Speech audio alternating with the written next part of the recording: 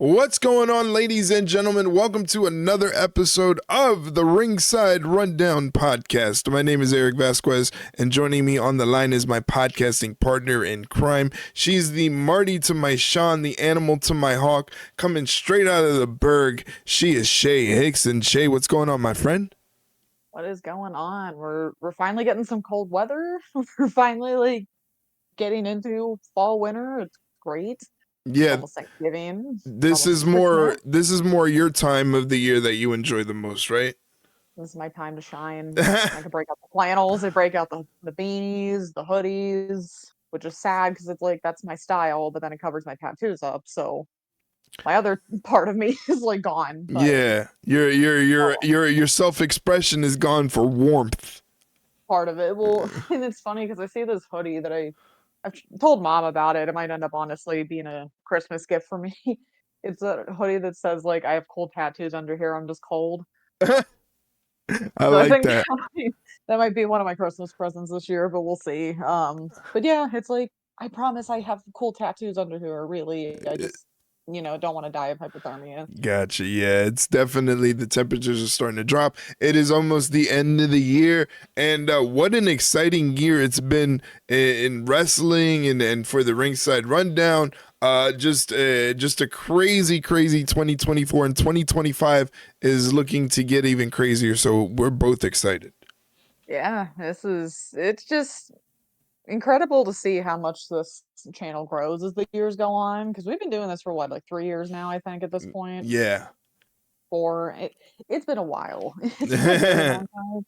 It feels like it was just yesterday, but it also feels like it was years ago. But it's just insane that people stick around and keep joining in. It's like we definitely appreciate it for sure. For sure, for sure. And if you're a first-time listener checking this out for the first time, thank you very much for taking the time to listen to us. And it is a professional wrestling podcast. And this episode today is going to be very exciting because we have a lot to talk about. First, we're going to talk about this past Saturday's AEW Full Gear pay-per-view. What an interesting pay-per-view it was. And then after that, we're going to give our predictions for this Saturday's Survivor Series War Games PLE. So that is very exciting. Again, like I said, AEW Full Gear happened this past Saturday.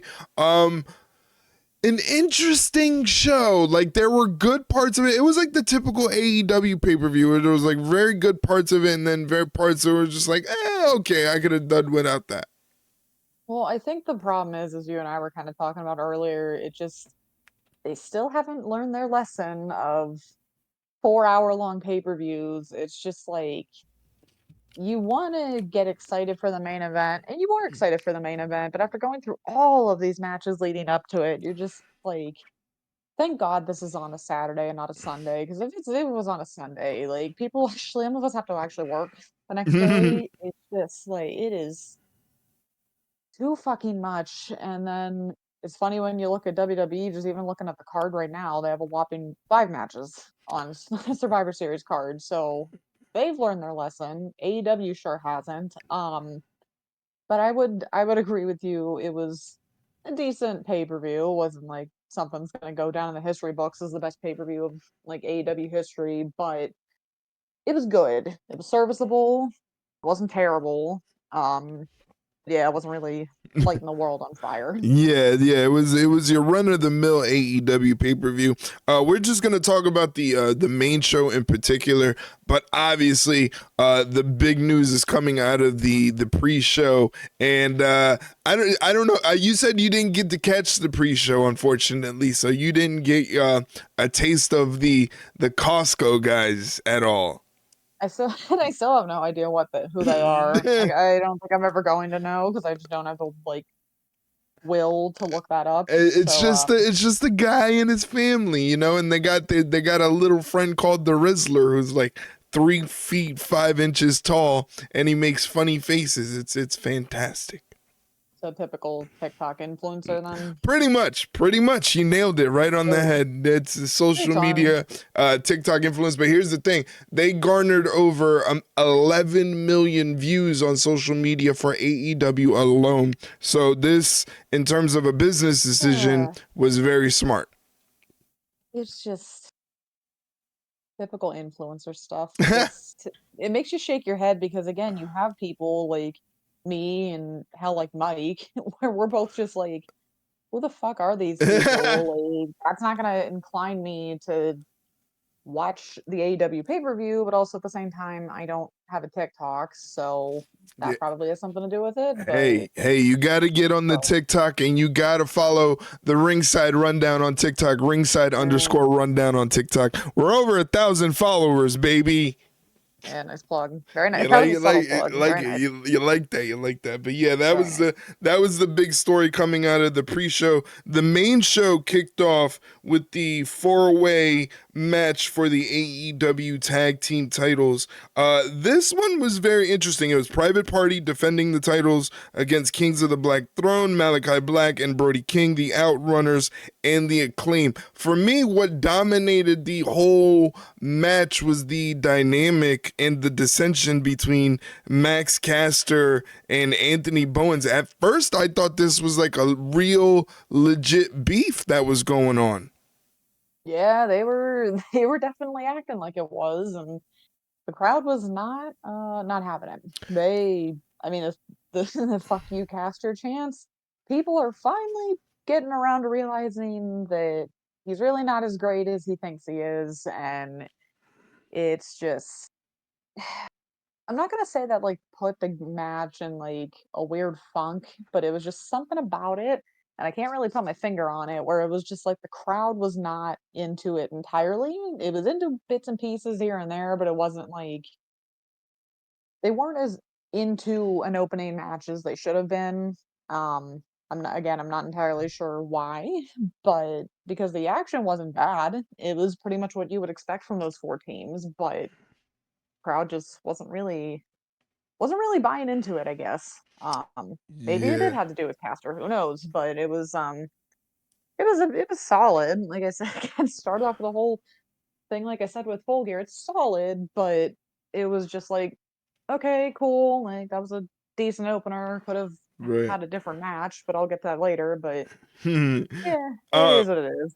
yeah, I was just taken aback by the whole dynamic between both partners in the Acclaimed, because when Max Caster was cutting that rap and then all of Mm, a sudden I guess they cut his mic or whatever and he launches the microphone into Bowens, just yeah, almost like okay, but then they were kind of playing up like, oh, there's problems with the Acclaimed, and then like he was doing the typical, okay, there are issues with our team here, so I'm gonna act like a dickhead sort of deal. So yeah. you couldn't tell if he was playing a part or there was some real issues there, which I guess is kind of a good thing, you know.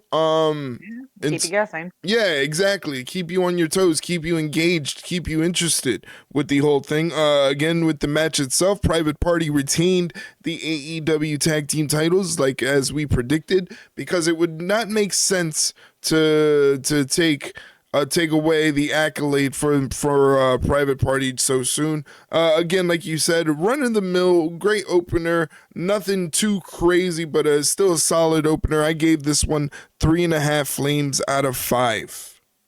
I gave it 3.25 flames out of 5. All right, yeah, the usual start off with us. We usually are lockstep within a quarter of a flame, a little flicker, if you would say. Yeah, on the same wavelength. Yeah, pretty much, pretty much. And then next up, this one I was enjoying. Roderick Strong taking on MJF. This one was a little confusing because you would assume that with the story the way it usually would go, that Adam Cole would get the better of Roderick Strong and be the one to take on MJF in the match for Full Gear, but they kind of flipped it on us. I'm not too Yeah. upset. What kind of caught me off guard was the finish, the very end, where MJF locked on the Salt of the Earth and like Roddy like instantly like tapped out, and I was just like, Yeah, that no was, drama. yeah, like, yeah, there was no build up, no anticipation, no climax to Roddy tapping out to the Salt of the Earth. So I was just a little kind of, I was like, oh, okay. And then you had the very end, where Roddy gets taken down, and then the Undisputed Kingdom comes running down, and Kyle O'Reilly from the Conglomeration comes running down, and Kyle gets in the face of Adam Cole. And I was kind of like, well, guys, you kind of took a very long time to get down to the Yeah. ring. Like, you kind of have to see this coming, and what took you so long to get there? I said the exact same thing. I'm sitting there going, are they gonna show up or like, and then the music hit and it's like, oh, now you show up like conveniently after he Yeah. hit them. Like, guys, what the hell was that all about? But yeah, I don't blame Kyle. And Kyle also made a very good point too. He said this wouldn't happen if it wasn't for you. You caused all of this. So that was the drama we needed a little bit more of in the match. However, I feel like if they would have flip-flopped the first two matches, I think the match flow or like the card flow would have been a little better. I feel like this would have been a better opener than the tag Oh match, yeah, but yeah. I could agree with that. Yeah. the crowd was in it a little more, I think, than the well, I think maybe because for the tag titles there wasn't really much drama of, oh, well, of course we know who's winning, but they didn't really how do I put my finger on it? Like we knew MJF wasn't beating or wasn't losing to Roderick Strong, but they at least made it. Competitive. Yeah, and I mean the tag match was competitive, but it was almost just like there was really never any doubt that Right. Private Party was going to lose, so maybe that didn't help things. But again, maybe that's just me reading too much into it. But I still feel like this match here would have been a better opener, but it was still good, still solid. Like I agree with you with that ending. I was just like, that's a little too quick for him to be tapping out. That's weird, but that's us, I guess, just nitpicking. Who knows? But I gave it 3.5 flames. Okay, I gave it 3.25 flames. Flip So flop. again, yeah, we're just flip flopping each other at this point. Still a solid Yeah. match. Again, I was just perplexed at like what took everybody so long to come to Roddy's defense before They he were got. stuck in catering. Yeah, like I apparently, or like I said on during because we watched the pay-per-view in Discord. I said in Discord, oh, Cole must be stuck on Twitch or something like that. He must have He was been. too busy. He Yeah, was on he was on his Switch. yeah, he must have been streaming or something. Next up was a match that, for me, probably is in contention for match of the pay per view. And I completely am taken aback by that statement that just came out of my mouth. It Where was like it was Mercedes Moné defending the TBS championship against Chris Statlander, and what a match! yeah. This was a glimpse of everything that we wanted to see from Mercedes Monet, and I don't know if it was just okay she decided to try tonight or something. Maybe Chris Statlander The effort brought in. yeah maybe Chris Statlander brought something out of her. I don't know, but it just seemed like tonight she decided, okay, I'm gonna put forth some real effort, and when she does, she puts on absolute bangers, which is what we've wanted for the longest time. I fully agree, and I will go so far as to say this was my match of the night.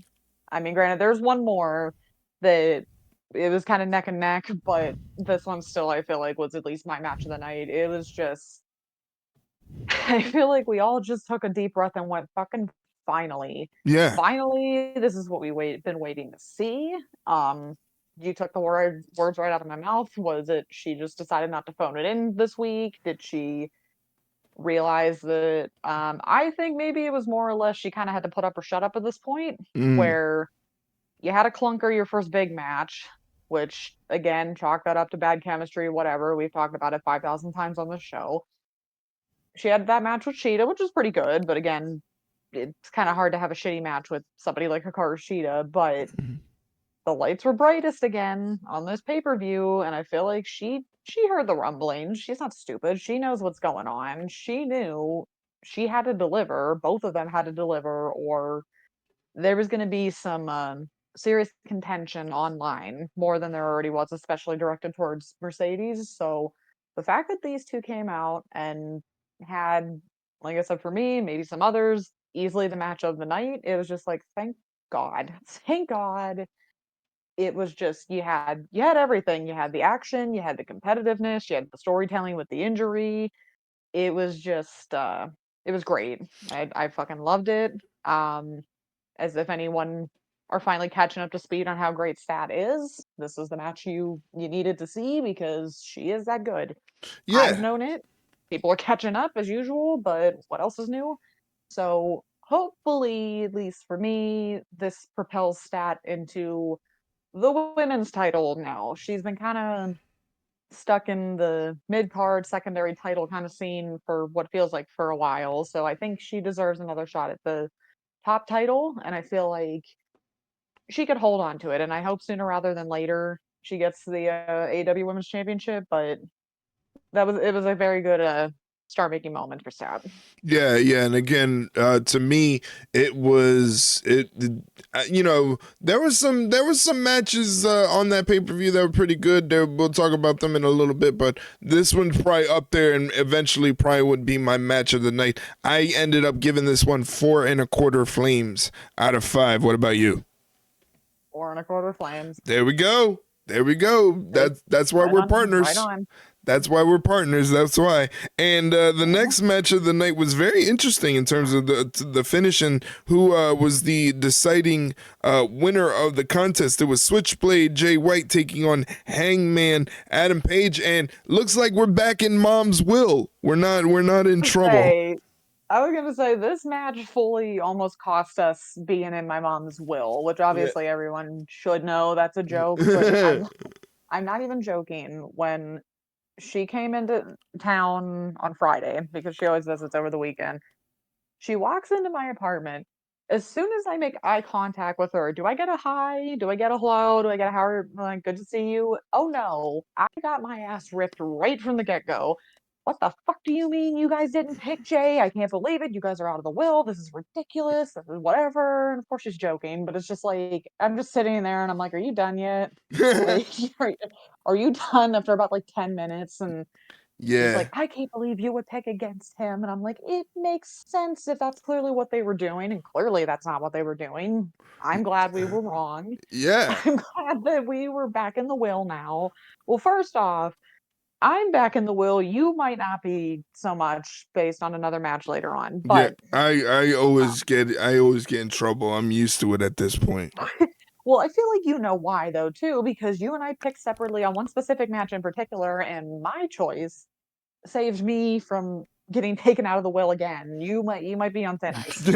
Well, the interesting thing is that Jay White picks up another win against Hangman Page. You would think, like, logically, and usually wrestling logic is we're going to do some sort of series. You win one match, and then I win the next one, and then we have a rubber match. But that, I don't know if that's the case, not necessarily a rubber match, but Jay White picks up another win, going 2-0 so far against um, Hangman Adam Page. But this is what, his 5th win overall against him? Yeah, I think so. And I feel like this was a very good wrestling match Yeah, where yeah, very much it so. definitely told that story of you had Hangman going after Jay's ankle, you had Jay going after I think it was Hangman's knee, wasn't it? Or his Yeah, yeah, his knee. So it was just like they both had something to pick apart and they did it every single chance they got throughout that match and they were selling it very well. They both just beat the shit out of each other. And what I mean, I love Jay White. The one thing I love, especially when it comes to the Blade Runner, is it's almost kind of like art like Randy Orton's RKO where he can hit that thing out of nowhere and it's you're done. Like you are done because that's how he's beaten Hangman these last two times. You yeah. think just when you think, ah, shit, he's finally losing this one, he just catches you with that Blade Runner. It is over. So I was genuinely surprised. I'm not going to complain because we said it. We wanted Jay to win. We just didn't think he was going to. Yeah, I was But I was just going purely off wrestling logic, which is like you win one, I yeah, win the next one, and then we have the rubber match. yeah, well, clearly logic went out the window, and you know, just it happens sometimes. But I'm glad that the logic did go out the window this time because I think the right person won. So I'm not going to complain. I agree. I agree. It's very interesting, especially going towards the end of the night. And you would expect, and most to make sense, is that Jay White would be thrusted into some sort of main event picture because winning 2 in a row against Hangman Adam Page is not an easy feat. No, and I guess it does kind of. I guess it kind of can dive him further into madness more than he already is. Because I mean, hell, he clocked Christopher Daniels after that match, so Yeah. I feel like clearly that's the story they're going for here, where it's just like how much lower can he go? But clearly he can still go a little lower. But we'll talk about that later on. Yeah. But yeah, I enjoyed that match. I gave it 3 3/4 flames. Interesting. Okay, 3 3/4. I gave it 3.5. All right, and the usual And the usual on gap brand. gap of a quarter flame between you and I continues. That's the over under. That's the over under for us is always a quarter Pretty flame. much. That's about it. That's why we make good partners. Yeah, exactly. Next up, we had the aerial assassin Will Ospreay take on his former best friend and Don Callis family member Kyle the Protostar Fletcher. Wow, and grand entrances for both men. Yeah. Will Ospreay coming out in the Punisher inspired gear. Kyle Fletcher wore a crown. This was, I mean, it's crazy because it's like it was a Will Ospreay match, which was it was fantastic. You know, it was Yeah, action go packed. figure. Yeah, it was action packed. It was hard hitting. There were some spots that made you kind of wince and go, "Ooh, that was kind of Tombstone. yeah, that was kind of sketchy." And then you figure, oh, these two in real life are probably still very close best friends, and they're supposed to portray the story of being best friends turned bitter enemies, and now they can take liberties with each other. And but again, it's like, what more can Will Ospreay do? You know, I Really honestly think though. he was just like, yeah, I'll put over my best friend. I don't care. Yeah, and I mean that honestly doesn't surprise me with the kind of guy that Osprey seems to be. Is a very selfless kind of guy. So I'm not surprised. I'm a little mad because that cost me the imaginary ringside rundown like bragging rights for the show. That was literally the one thing that we were off on. So whatever. I may be out of the bragging rights thing, but I still am in the will because I picked Osprey. Mhm. So whatever. But no, this was definitely my second favorite match of the night behind Mercedes and Stat. I yeah, some of those fucking spots, the pile driver onto the steps, Yeah, that was um, crazy. that neck cut or that neck breaker that Fletcher countered out of the Oz cutter, like that was insane. It was just you said it was an Osprey match. Are we surprised? No, not at all. But um, I did like the fact that before the match even started, when they did their entrances, Osprey was like as focused and as locked in as I think we've seen him in quite some time, if ever, because he didn't give a shit about the people chanting his name. He didn't give a Yeah. shit about the Yeah, that was pyro. very interesting. Yeah, I'm like, oh, he's really not having it tonight. And I like that they kind of did the juxtaposition with the gear, where it's like you would think the good guy would wear the white and the bad guy would wear the black, and I'm glad that they kind of flipped that a little bit. So that was pretty cool, I think. Um, but yeah, it was just great match. Like I said, gave Stat and Mercedes a run for their money, but I still think that was like the match of the night. But this one was right up there, easily the top two of Full Gear. I gave it 4 out of 5 flames. Nice. I gave it 4.25 out of 5. I think the reason that Mercedes and Chris Stat get the edge over Osprey and Fletcher is because we expected out of Osprey to have this Yeah. goated, 5-star classic match. It's expected. It's automatic. It's like Hmm. it's just what it is. We were finally anticipating Mercedes Monet to give us a performance to show us, yes, that person that we all know is good is still in there, and we just need to we need to find her. We need to get it out of her. And we finally did. I think it caught everybody off guard. They weren't expecting that match to be such as nobody was really anticipating. Like, it wasn't high anticipation on the card for Full No. Gear, and it ended up taking everybody else by surprise. However, the Will Ospreay Kyle Fletcher match was fantastic, and again, Kyle Fletcher ended up getting the W. Man, what? I'm hoping this means they have something planned for Kyle Fletcher. I'm hoping you can't just have him beat someone like Will Ospreay and then do nothing about it.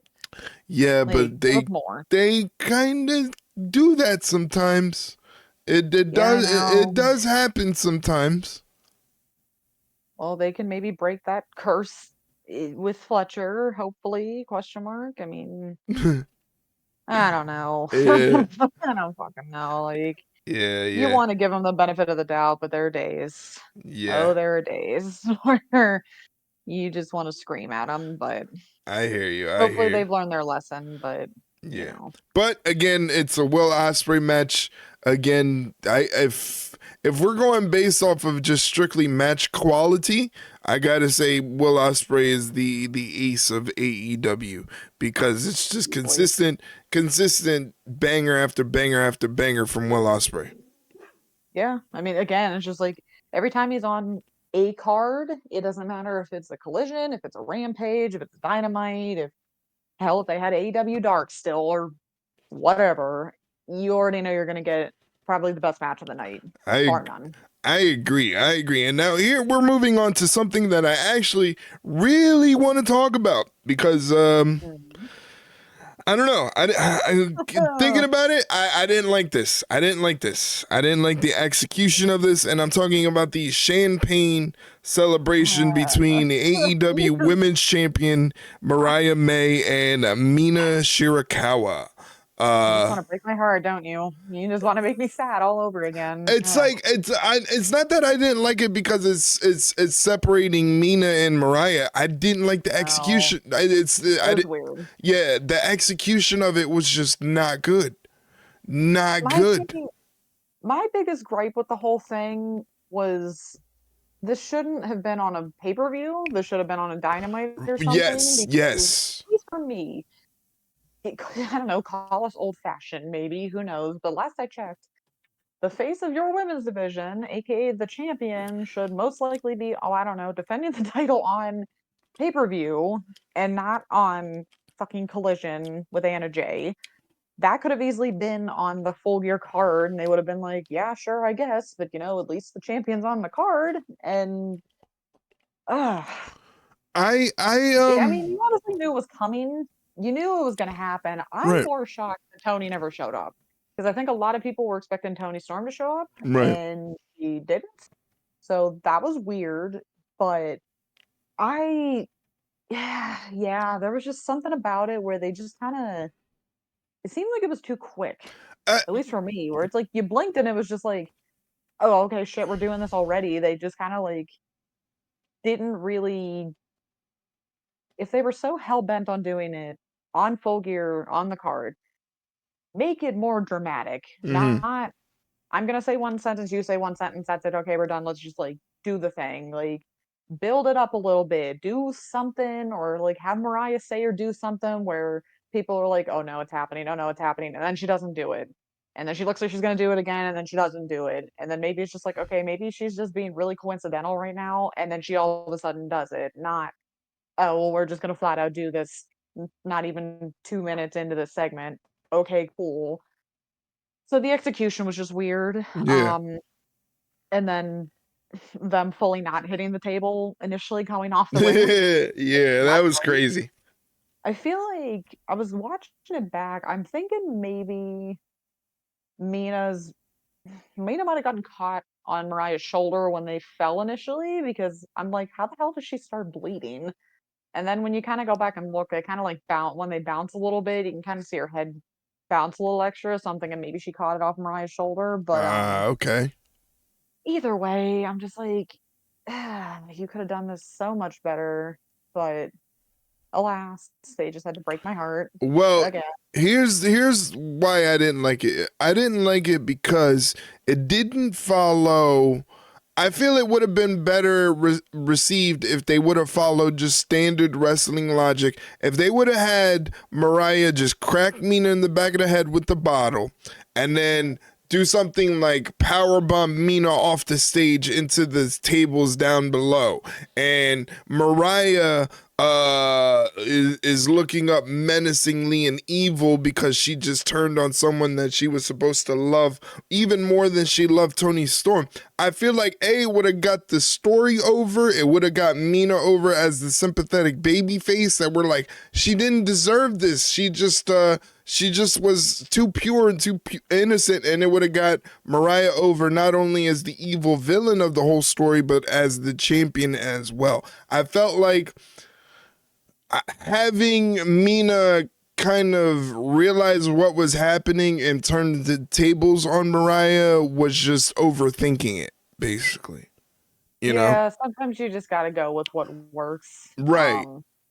Yeah, I I feel like we mean, would have got more of a visual that could have lasted such a long time. The same way we got the same visual of, when Mariah turned on Tony and, she was bleeding and all that. That visual is going to live on in AEW history for a long time. And it could have been the same way with this whole Mina and Mariah situation, with Mariah doing the deed fully and turning on Mina and getting that heat, as they say, almost organically, because like the crowd would have lost their shit if Mariah would have cracked Mina over the head with that bottle.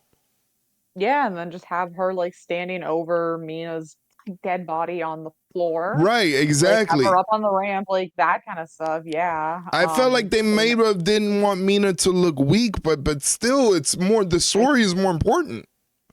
I mean, I would think so, but clearly, as we have seen, unfortunately, too many times with AEW, they kind of like miss the hindsight there a little bit. Where okay, you don't have to go against the status quo just because it's the status quo. You just Right. have to do it.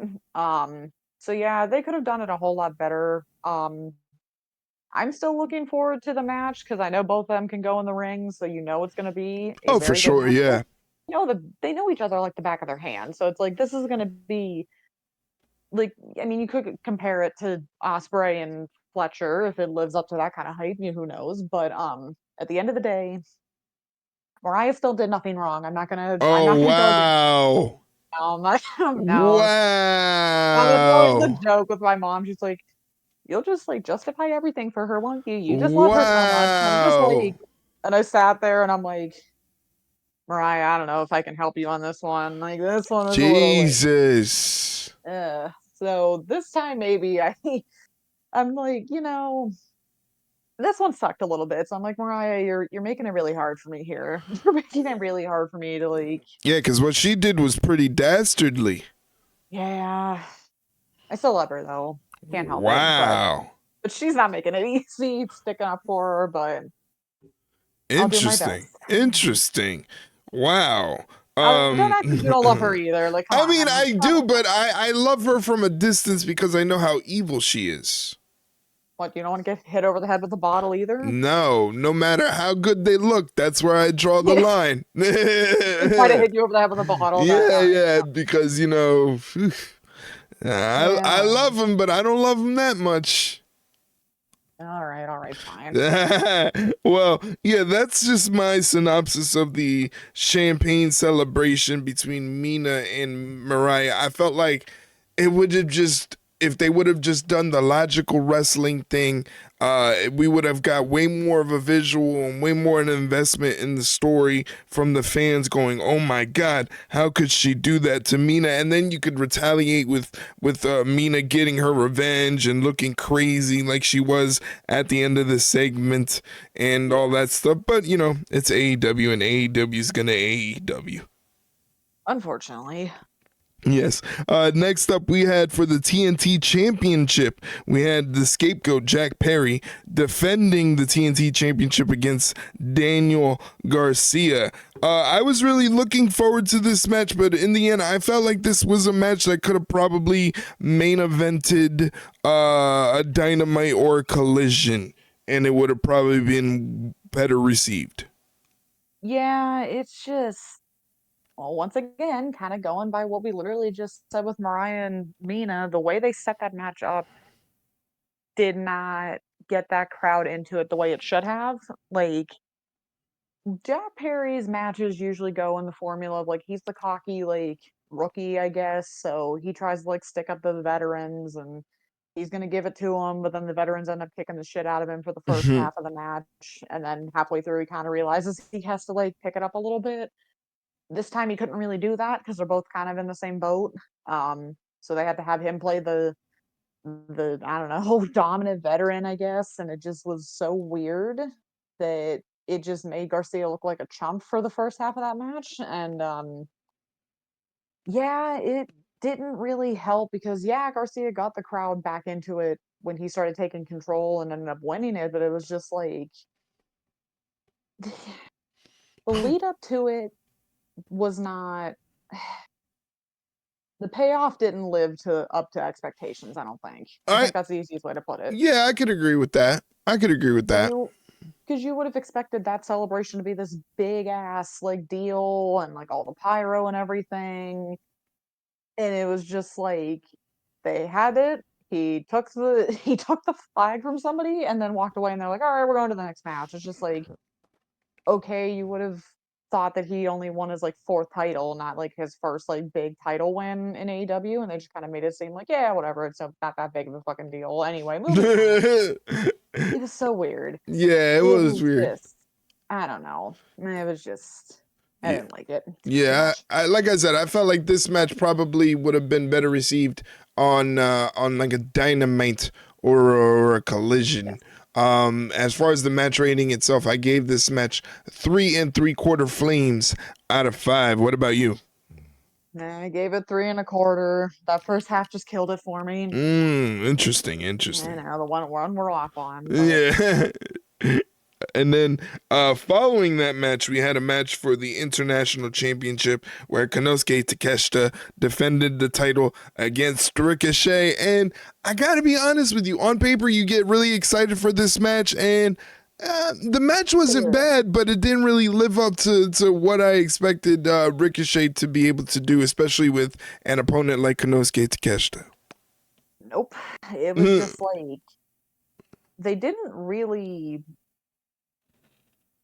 They kind of did that thing where it's like, okay, well, one of you is known for one thing, one of you, the other one's known for something else, but we're just gonna forego that because it's just an automatic dream match. You guys are just gonna like do great regardless.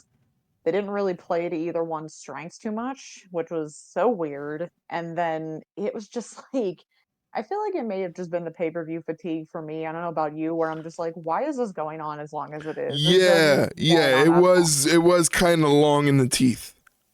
Yeah, so you have something that's going on for too long, and you're not really doing that thing where you know that this is a Ricochet match or you know that this is a Takeshita match. It was just kind of like a okay, well, this is a title match. It just so happens to feature these two, but you wouldn't have known it.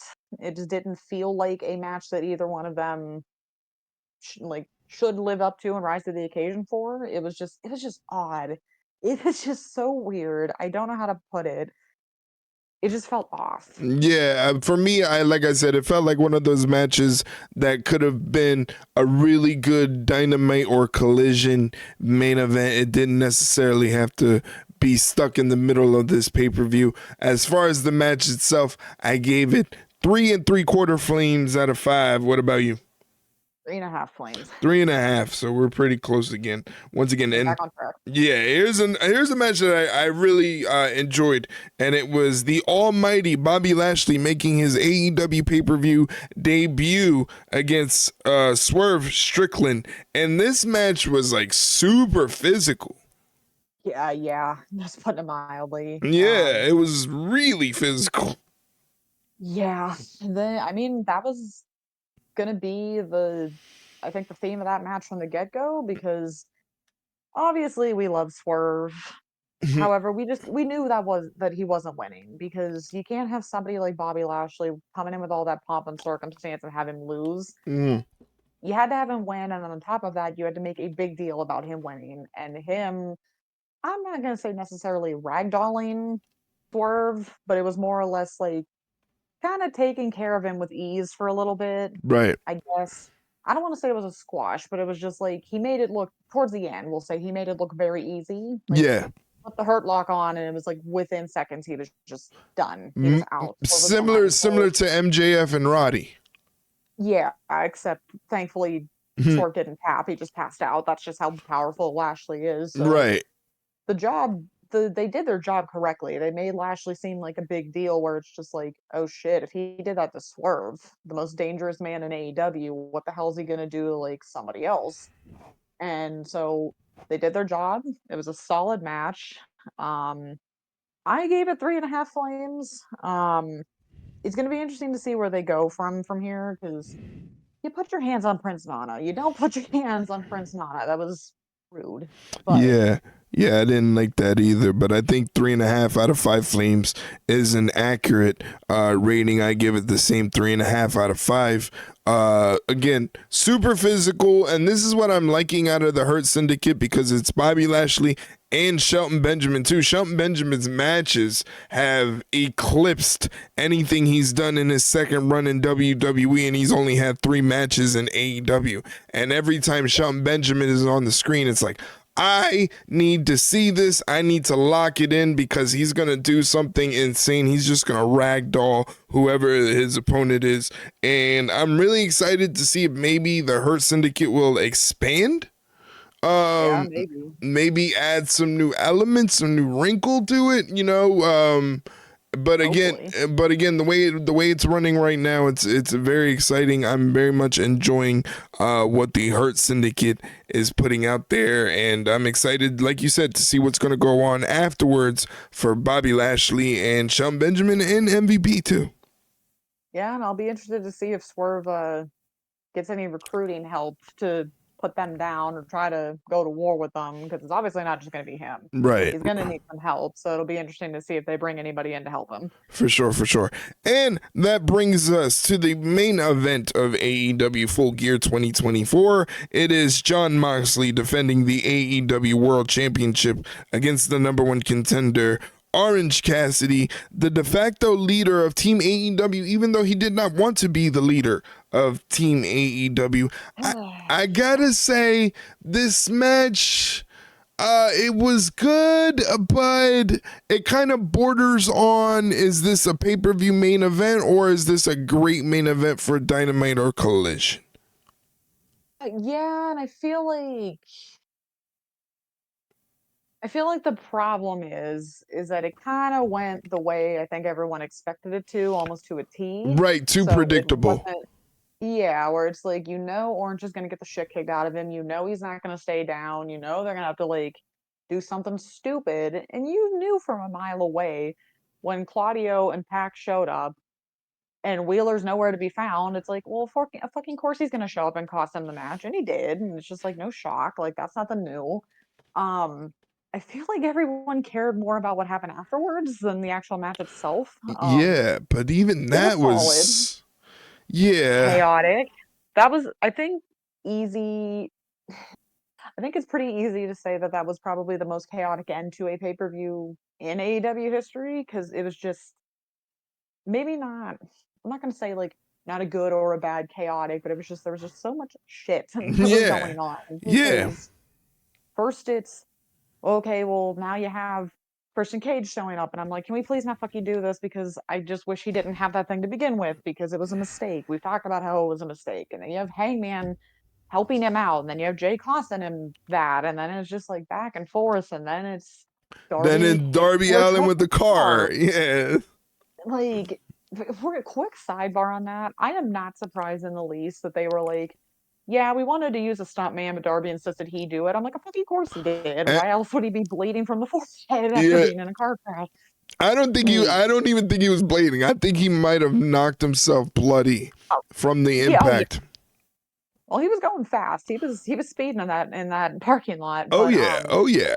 Um but yeah, it was just like, well, and I think people were kind of reading into the whole Hangman and Jay involvement the wrong way with Christian Cage because they made it seem like, oh, well, now they're going to be the ones that are going to come up and stand to Moxley next. And it's like, that's not what they're doing. They're just intermingling different storylines within this whole chaotic thing with AEW, like Team AEW versus the Death Riders, because Christian has history with both of them. Right. So it's not a surprise. It had nothing to do with, oh, Hangman's finally going to stand up for AEW and that's how he's going to get redeemed. No, that's literally not what they were doing. So Yeah. I get where people got that from, but that's clearly not what they were trying to do. They were just trying to do that thing of, well, this is technically something that is overreaching and overarching within AEW as a whole. So we just kind of have to prove that it isn't just in a vacuum between the Death Riders and these specific, like, we'll just say 5 or 6 people in AEW. It reaches everybody outside of it. Mm-hmm. And I'm glad that they listened to our screaming on this podcast and had somebody in the women's division stand up to Marina. Finally, someone they remembered she existed outside of just being the briefcase holder. I'm glad Willow showed up. I mean, Willow was the obvious choice because of the whole conglomeration and everything, but I'm like, fucking finally. You finally remember that the women have to get involved in this too. So I'm glad that they did that. Right. But it was just like chaotic almost in the way of just like almost too much at once. Yeah, that's my biggest gripe. It's just too much. You have Christian come out, and then you have Hangman Page help Christian, and then Jay White interrupts that, and then Darby Allin crashes into their truck, but they still end up getting away. And then it takes a whole 20 seconds for Darby Allin to get out of the car and start yelling some gibberish, but they're already halfway down the block. So what's the point in yelling? They're not going to turn around just because you're yelling at them. So it was just like a lot was going on in that whole entire segment that kind of instantly made you forget about the main event and the fact that Orange Cassidy was a bloody mess. Yeah, it was just I don't it's like you don't even know how to describe it. It was just kind of like chaos, which again, I get it because of course you're gonna I'm doing my best. I'm trying my best. It's just like I get that you have to play into the whole Death Riders are just causing chaos throughout AEW. I get that. Right. But I don't know. I guess it just could have been done better, I suppose. But it was just like you put too many different storylines within one, where it's like, yeah, Christian and Hangman kind of had that deal like last month when they like teamed up or whatever. It's like if I get the title, you get the first shot or whatever. And then of course Jay's screwing both of them over because they both screwed him over getting a shot. So it's like that's 2 separate storylines right there. And then you have Darby, and then you have this, and then you have that, and it's just like this would have been more effective if it was at the end of a Dynamite, not even the match. All of that shit after Yeah. the match would have been more effective on Dynamite than it would have been at the end of not at the end of a 4-hour pay-per-view. Right, yeah, because at the end of all that chaos is like, okay, now I got to see what happens next week, you know? Yeah. And doing it on a pay-per-view is just like, I don't know what the hell just happened, but I'm also delirious because I'm tired and I want to go to bed. Yeah, So it's it's just it's the too different best much. It's too podcast. much. It's a lot. It It's is. just it's a lot. It is a lot, but we make it to the end of the pay-per-view. By the way, what is your grade for the match? I gave it 3.5 out of 5 flames for the match. Yeah, I did too. It was solid. It wasn't anything to write home about, but it did its job. Right, right. And as far as the pay-per-view overall, what would your grade be? I'm going to give it 3.5 out of 5. What about you? 3.5 out of 5. Again, it did its job, but there were just some things where it's like you guys still don't know how to separate a pay-per-view quality match from something you could just throw on a Dynamite. Yeah, they kind of run a string of like consistently having 2 or 3 matches on the card that you're like, this could have been better suited on TV. And if you take them off, your pay-per-view would improve exponentially, but Yeah, and it's they'll, one of they'll those, learn eventually. and Maybe. it's one of those things too, where it's like if you take off those 2 or 3 matches and you don't add anything else, it'll probably make the pay per view a lot better. Yeah, it'll make us less tired. I can tell you that. That's true. That is true. That is Maybe true. he'll learn. I doubt it, but he can help. Maybe. Well, we have something coming up this Saturday, another premium event, premium live event, pay per view, whatever the hell you want to call it. It is the November Thanksgiving WWE tradition known as Survivor Series. And this year is much like last year and the year before. It is War Games. Okay. And, Ugh. and, uh, Ugh. and we had our theories about who was going to be the fifth man in the last episode, and So many wrong. we had a far-fetched theory that maybe it could be CM Punk. You know, Yeah. maybe it could be CM Punk. And lo and It was. behold, that's exactly who it was. What a reception for CM Punk being the fifth man. We're calling him over on Twitch. We call him CM Uso. Yeah. Well, Because honorary so yeah. yeah, he's bloodline affiliated. That's And Paul Heyman too, as if it's not dramatic enough. right. Get It was more of like that trauma in there. yeah, it was a two combo. It was like boom, boom, right to the face, and you're just like, what in the world is going on? The continuation of this bloodline story, the evolution of Solo Sikoa being one of the most entertaining people in the entire roster. Yeah. It's just this story just keeps going and going and going. It's like they can't miss. They can't miss. No, it's not gonna stop. It's really not gonna stop, is it? They're just gonna keep doing this forever I think so. I until think they die. so. I really think Yeah. so. But this Saturday is Survivor Series, and I'm excited to get into the card. So far, as far as we know right now, there are only 5 advertised matches for the event. What a big difference compared to the pay per view that we just reviewed. But there is only 5 matches. But again, I'm a big fan of the 5-match card. I feel like giving the matches more time to tell a story inside of the ring is more important than the actual quantity of the card itself. Yeah. But that's Yeah. just me. I like each match getting 25 30 minutes to tell the story in the ring so people can actually see, oh, this is how that professional wrestling shit works. Like you really Oh, see exactly. what is professional wrestling when they're able to have these matches where they can tell these stories. So I'm really looking forward to the shortened card. Let's get right into it. First up, for the United States Championship, it is LA Knight defending the title against the returning Shinsuke Nakamura, who is taking on a more darker persona that I'm really starting to enjoy. Yeah, I'm liking it because they needed to have him come back with a punch, and boy did he, and it's working. It's not one of those where you're looking at it and go, okay, yeah, sure, this doesn't fit him at all. No, it fits him like a glove. It Right. is interesting. It is great. I'm excited for this match because I'm sure this could be a sleeper. I'm not gonna say it's like contender for match of the night, but it's still gonna be a solid match. It'd be a tough one. I wonder if they're immediately just gonna give this to Shinsuke. You Just think? give him the title right away. Ooh, you I feel like think? they could. I think they could because I feel like this is one of those where you could immediately derail his return just by having him lose.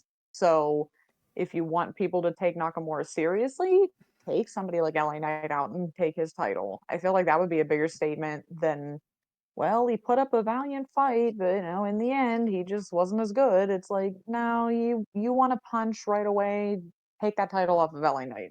Mm, okay, I like that. I like that. I An mean, agent of chaos.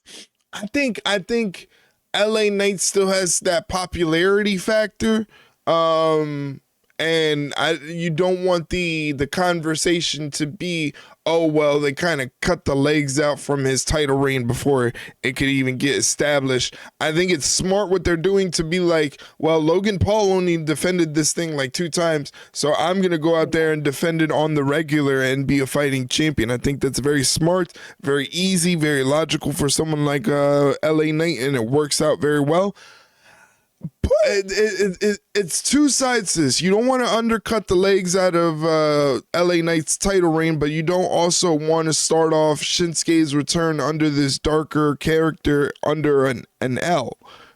So it's like, what Yeah, I side do kind you of feel play? like Well, it's tough because I feel like by default they kind of like rushed this a little bit because they could have let this play out a little bit more where Yeah, you could get it one way or the other, but I mean obviously clearly it's not going to change. It's not on the right. card. What I, I would have done is I would have had Shinsuke return, target LA Knight, but also have Shinsuke rack up about 1 or 2 wins yeah, before giving him this title match. That way, yeah, if he loses against LA Knight, that's okay because he doesn't have the stench of losses coming into that, you know? yeah, exactly. Instead of just okay, you're back, all right, you're on the card, you got the Right. title shot. I'm just gonna be the agent of chaos. I'm just gonna say Shinsuke takes that title from him. Wow, interesting. I'm going with LA Knight. Oh, I'm we're starting it off already. Yeah, All I'm right. gonna take note of this so that way,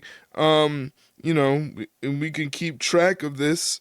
You say I say LA Knight is going to keep the title, and you say Shinsuke is going to be the new U.S. Championship. So And very this is for the big title of bragging rights between the two of us. right. This is our ringside rundown championship. We should start taking everybody's predictions and having Yeah. a little show off and Yeah, seeing what's gonna happen there. join the Discord. There It's you go. fun. There you go. We'll talk about that in a little bit later.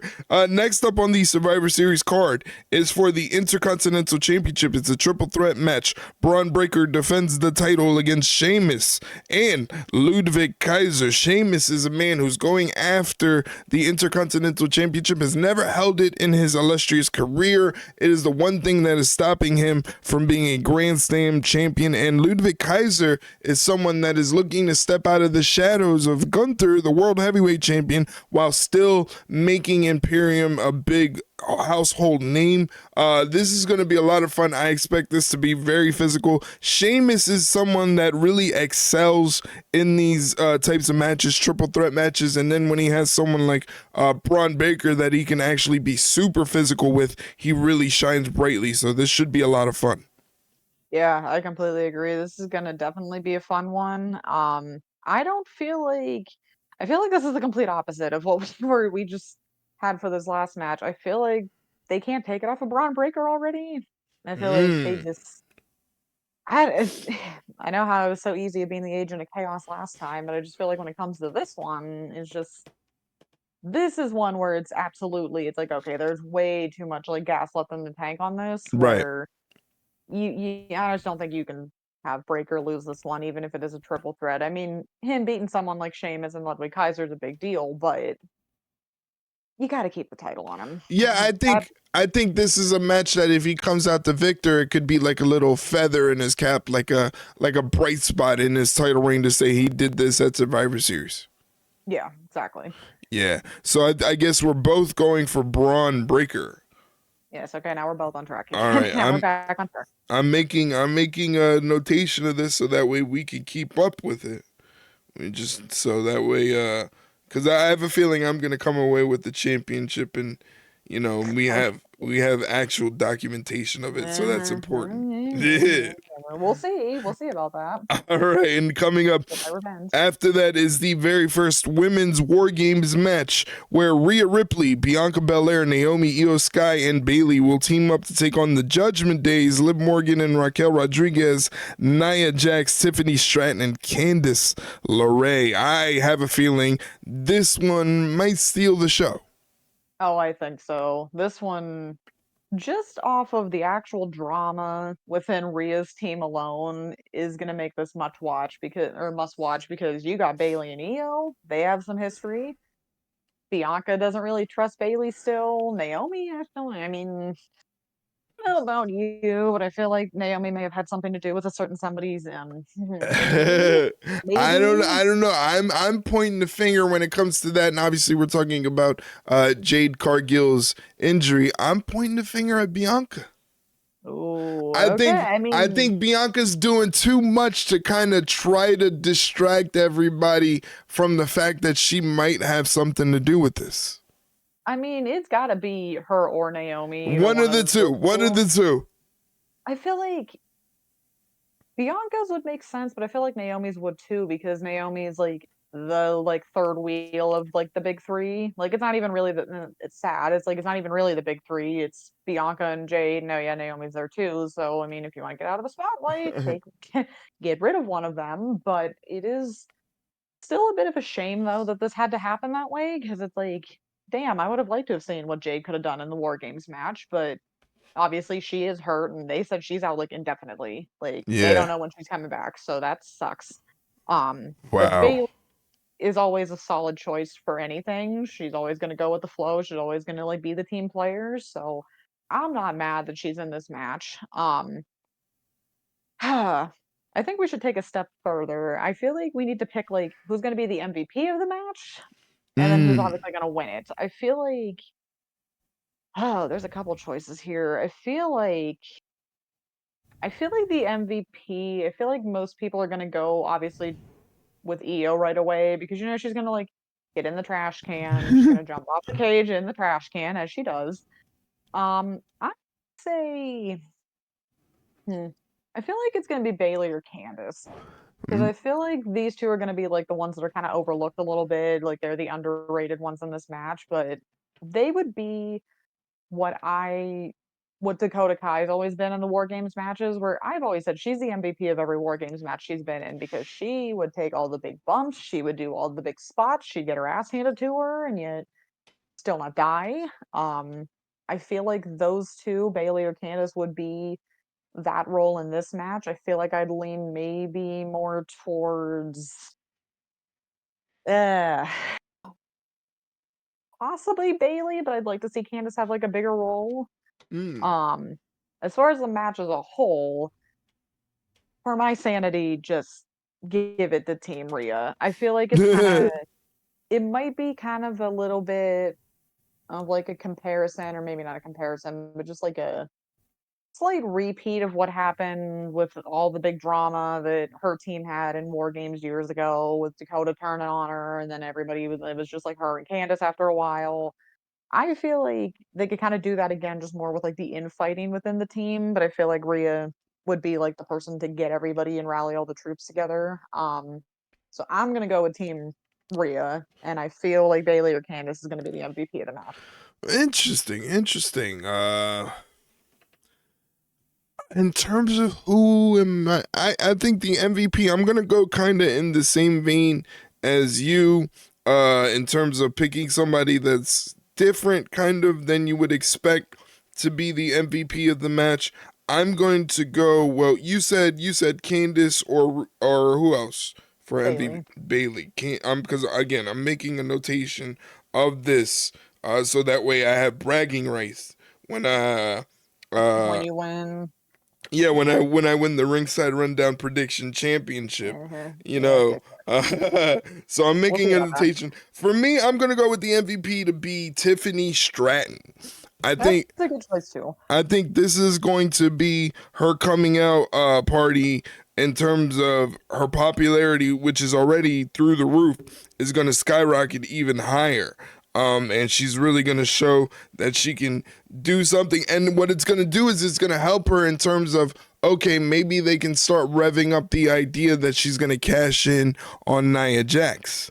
Um, Yeah, you know, yeah. so that's my idea in terms of who's going to be the MVP. And to be honest with you, I'm not trying to be different from you, but I But I honestly think that Judgment Day team with Liv and Raquel and Naya and Tiffany and all, I think they might pull away with the victory here. no, we're just trying to be different today, aren't we? Like, all right, okay. You sound so much like your mother. We have a daughter, so yeah, Yeah. well, you know what's gonna be funny though? What happens if one of our predictions for one match comes true and then the others doesn't, and then we literally tie? Watch this whole thing just end up in a tie. Oh no. Well, luckily you can't. There's only 5 matches. Yeah, well, I mean, true. Yeah. So either way, one of us will be the champion. But if we have 5 matches and we get like one of us gets right on one, but then the other one gets it right on the other, and yeah, I don't know. We'll figure it out afterwards. But either way, it won't Either. matter if I win anyway. Oh, But wow. like, Wow. Already throwing the shots. All oh, you right. started it. I'm just getting going.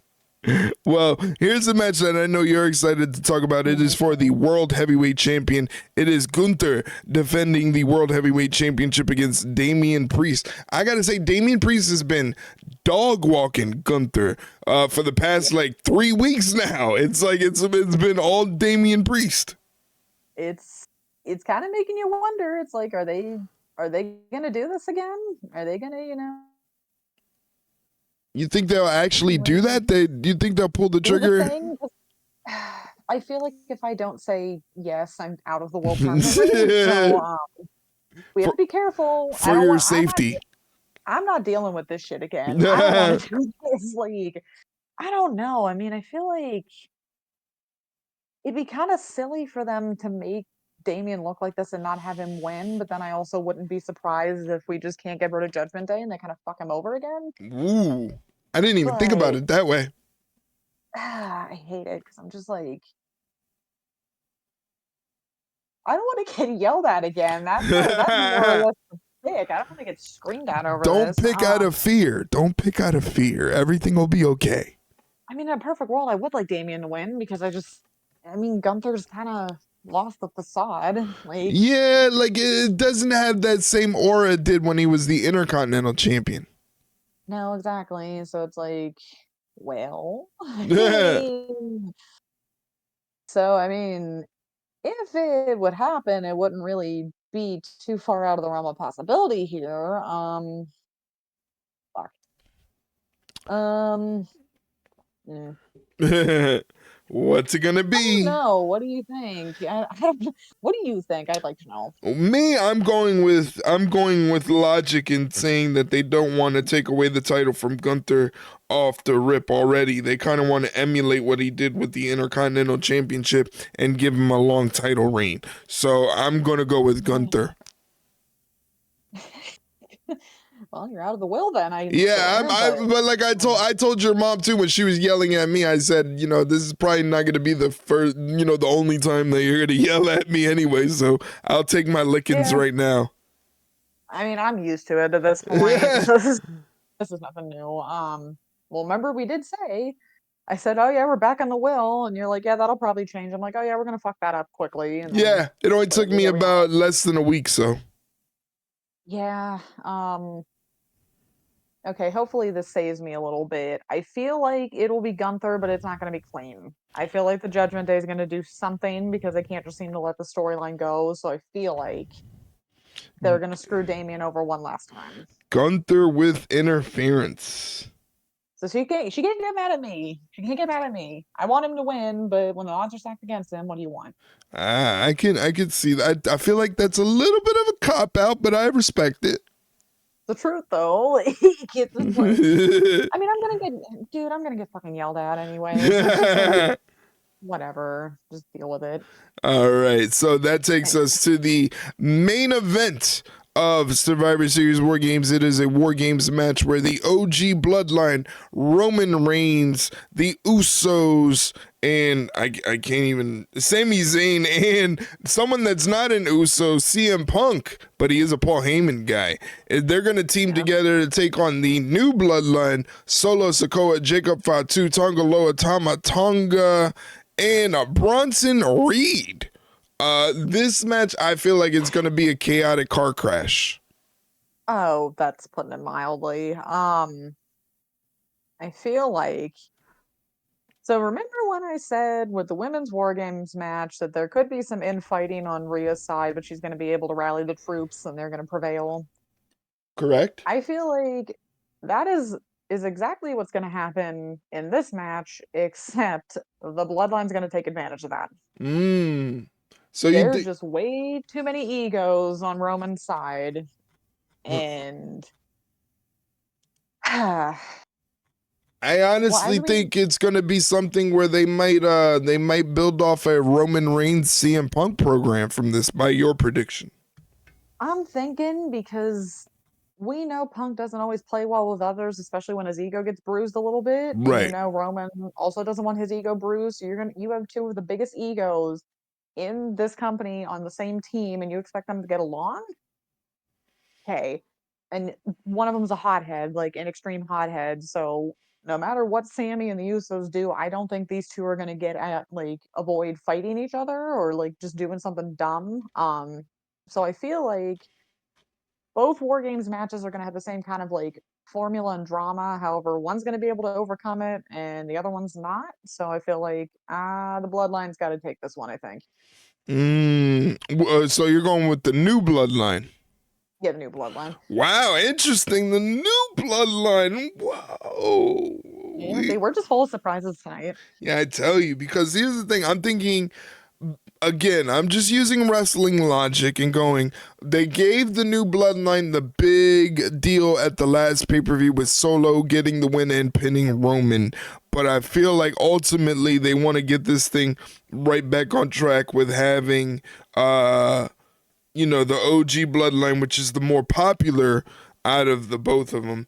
I feel like they want the OG bloodline to get some of that shine back again, and it can even the OG bloodline can get the win, right? And we could still have some issues between CM Punk and Roman Reigns over sort of like the admiration and adulation of Paul Heyman, because you have two Paul Heyman guys, one being the quintessential Paul Heyman guy in CM Punk, and the alpha dog, the big dog that is the Paul Heyman guy in Roman Reigns. I think that could be an interesting jumping off story to continue this whole bloodline thing being the renaissance of WWE professional wrestling as a whole. Um, I mean, I feel like yeah, they're gonna get like some of the shine back, and I feel like I just think it's going to happen in the match, but not afterward. Well, not afterwards, but I'm like, I don't think it's gonna help them win. I feel like it's gonna be that thing where it's like, up, they're getting the bands back together. They're like firing on all cylinders. This is great. And just when you think the OG Bloodline's about to win, something's gonna happen that pisses Punk off, and he starts getting pissy. He starts Mm-hmm. going after somebody. Roman's like, "Would you knock it the fuck off? We're supposed to be winning here. Like, can we not do this?" Right. Punk's not gonna take that lightly, and then that's when everything goes downhill from there. So, yeah, they'll get the shine back for maybe all of 20 minutes, and then somebody or something's gonna get in the way, and then it kind of gonna go to shit. But Not only that, but like and there's been some interesting theories in terms of like, if you watch the end of SmackDown this past Friday, CM Punk and Paul Heyman kind of walk off together, whereas the bloodline kind of hang back and walk out on their own. So people are trying to make a big story out of that. It's almost like it's a good and bad thing, because it's a good thing because Triple H has created an environment where we're looking at all the Easter eggs and we're looking for clues like we're detectives, but maybe we're looking too much. Now we're looking at, oh my God, he threw a cell phone on the couch. Paul Heyman's leaving with CM Punk and not Roman Reigns. Is there problems? Like it's kind of crazy.